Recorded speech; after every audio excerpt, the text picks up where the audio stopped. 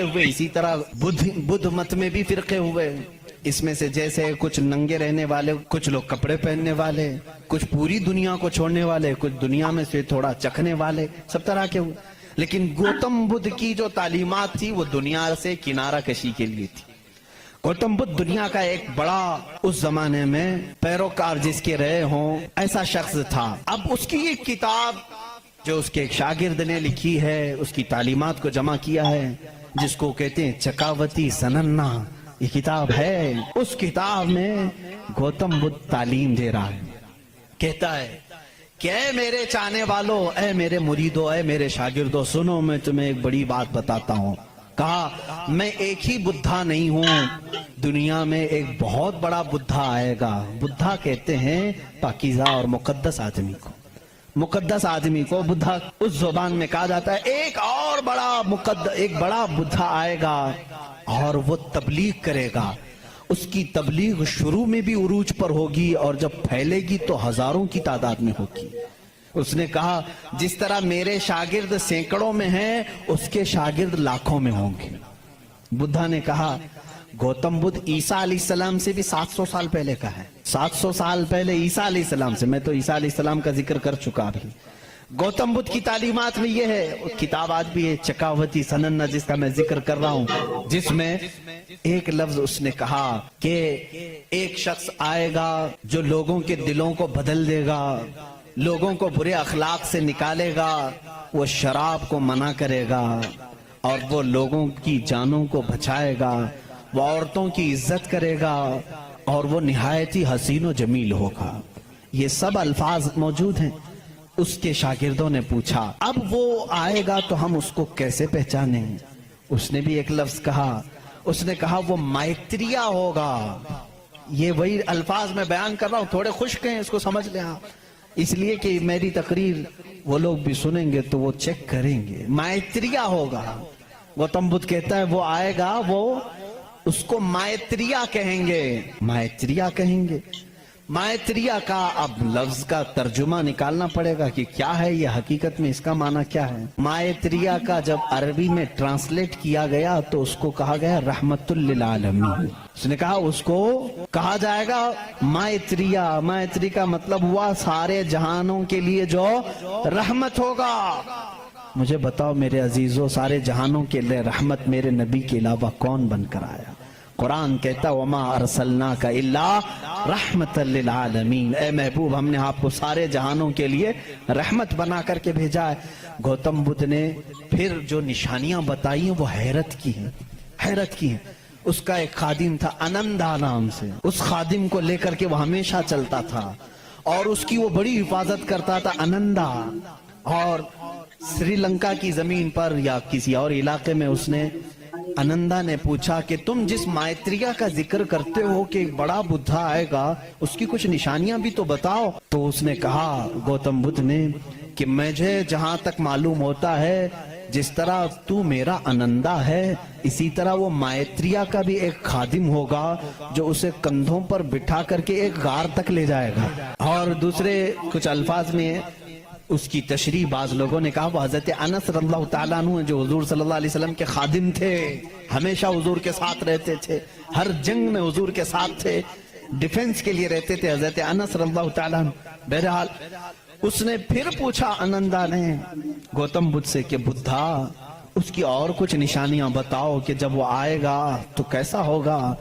तो उसने कहा कि वो पैदा होगा तो सुबह हो रही होगी, वो पैदा हो रहा होगा सुबह हो रही होगी, जिस सुहानी घड़ी चमका तैबा का चांद। मेरा नबी किस वक्त दुनिया में आया है? सुबह सादिक के वक्त है, जब सुबह सूरज अभी तुलू नहीं होता, जो नमाज फज्र का वक्त हो रहा होता है, उसी सुबह सादिक में मेरे आका की जलवागरी हुई है। ये उनकी किताबों से। मैं पहले अब यहाँ पर एक बात इसको वाजे कर दूं, स्पष्ट कर दूं इस चीज को उनकी जुबान में कि हमें हमारी नबी को पहचानने के लिए किसी दूसरे दीन की जरूरत नहीं। मैं अपने नबी को रहमतुल लिल आलमीन तस्लीम करता हूँ। मेरा कुरान कह रहा है बस मुझे काफी है। मैं तो तुमसे कह रहा हूँ, उन लोगों से جس کو تم مقدس مانتے ہو، چلو ہم انہی کو اٹھا کر تمہیں بتائیں۔ ظاہر سی بات ہے، الفضل لما شہید به الاعداء، عربی میں کہا جاتا ہے فضیلت تو اس کی ہے جس کی دشمن بھی گواہی دیتے ہوں۔ اب بدھا یہ کہتا ہے، گوتم بدھ یہ کہتا ہے کہ وہ بدھا آئے گا تو وقت صبح کا ہو رہا ہوگا۔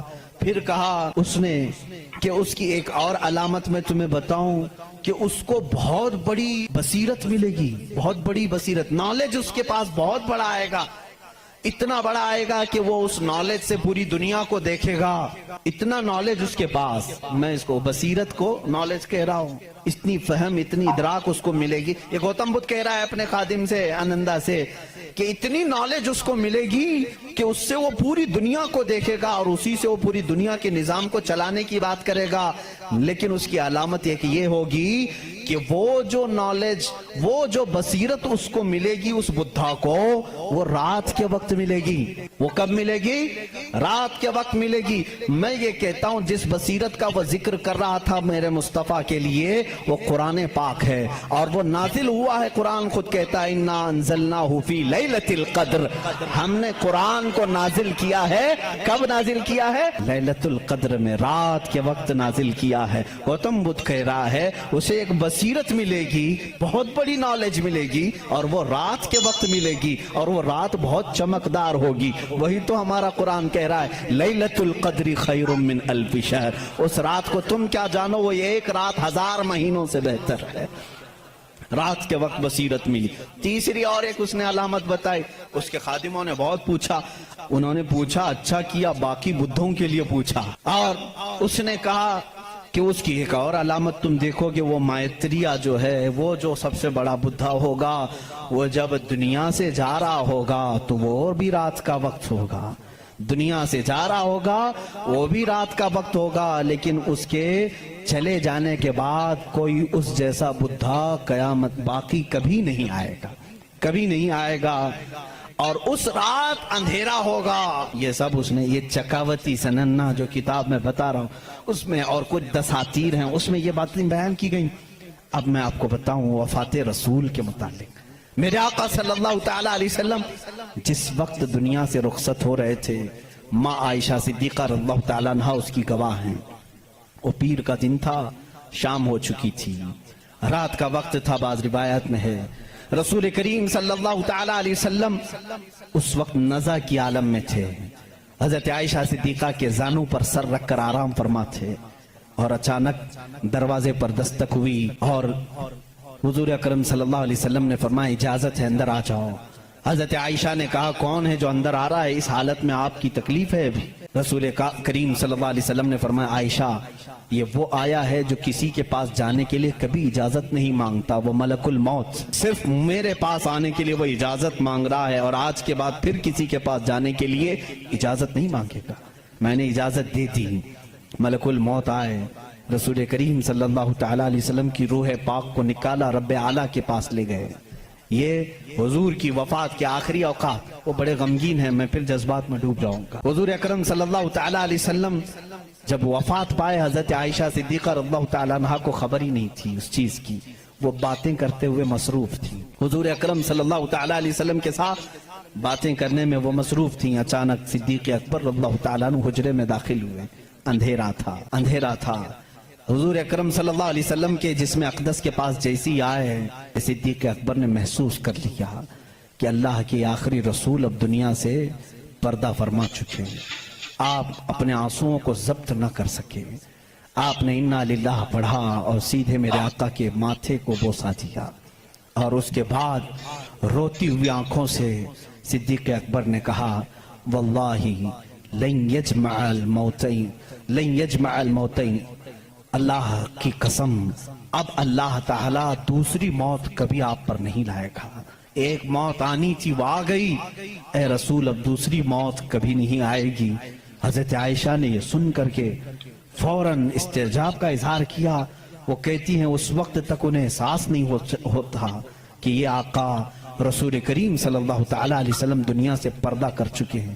حضرت عائشہ کو انہوں نے اٹھایا، میرے آقا صلی اللہ تعالیٰ علیہ وسلم کے جسم ناز کو جب انہوں نے سلایا، جانتے ہو یہ وہ رات تھی حضرت عائشہ کہتی ہیں میرے حجرے میں حضور کا یہ آخری دن تھا، لیکن سوئے اتفاق کہ اس رات میرے گھر میں چراغ جلانے کے لیے تیل بھی نہیں تھا، چراغ جلانے کے لیے تیل بھی نہیں تھا۔ یہ روایت مشہور ہے۔ جس رات رسول کریم صلی اللہ علیہ وسلم کی وفات ہوئی وہ اندھیری رات تھی، اور اندھیرا کیوں نہ ہو جب سورج غروب ہو جائے، جب آفتاب غروب ہو جائے تو اندھیرا کیسے نہ ہو۔ لیکن میرے عزیزوں اس بات کو میں یہاں بتانا چاہتا ہوں، بدھوں کی بدھزم میں یہ بات بتائی گئی۔ گوتم بدھ نے یہ خود کہا کہ وہ مائتریا آئے گا تو روشن ہوگا، جب وہ جا رہا ہوگا تو نہایت ہی اندھیرا ہوگا، روشنی نہیں ہوگی، لیکن اس کا چہرہ چمک رہا ہوگا۔ عزیزان گرامی مجھے بتاؤ جتنی علامتیں اس نے بتائی ہیں یہ میرے نبی کے علاوہ کس کی ذات میں پائی جاتی ہیں؟